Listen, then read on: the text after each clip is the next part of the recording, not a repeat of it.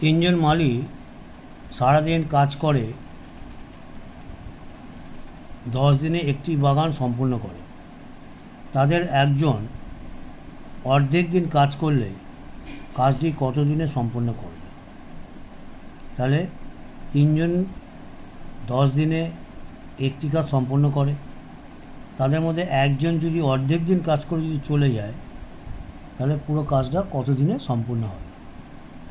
তার মানে এখানে দেখো অতি শর্টকাট প্রসেসে করলে কীভাবে করবো না, তিনজন সম্পূর্ণ কাজটি করে 10 দিনে, তাহলে একজন করবে কত দিনে? একজনকে দায়িত্ব দিলে দিনটা বেশি লাগবে, বেশি লাগলে কী হয় গুণ, ওই জন্য 10 ডান দিকের জিনিস স্থির থাকে ঐকিক নিয়মে, বাঁ দিকের জিনিস গুণে আসে, 3 গুণে চলে যাবে, তাহলে একজন কমপ্লিট করবে 30 দিনে। এবার এখানে 2.5 জন নিয়েছি। কেন 2.5 জন নিয়েছি? কারণ 3 জন মিলে কাজ করছে, তো 2.5 জন নিলাম কেন?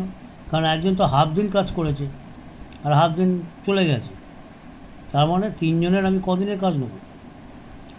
2 জনের ফুল দিন প্লাস হাফ বেলা, একজনের হাফ বেলা, তার মানে এই 2.5 জন সম্পূর্ণ কাজটি করবে কত দিনে?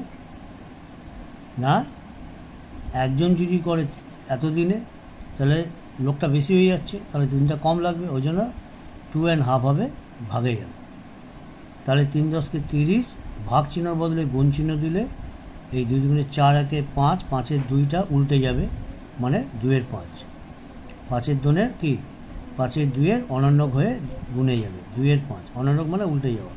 এবার ক্যালকুলেশন করলে বেরোবে 12 দিনে, অর্থাৎ তারা 12 দিনে কাজটি কমপ্লিট করবে। Thank you.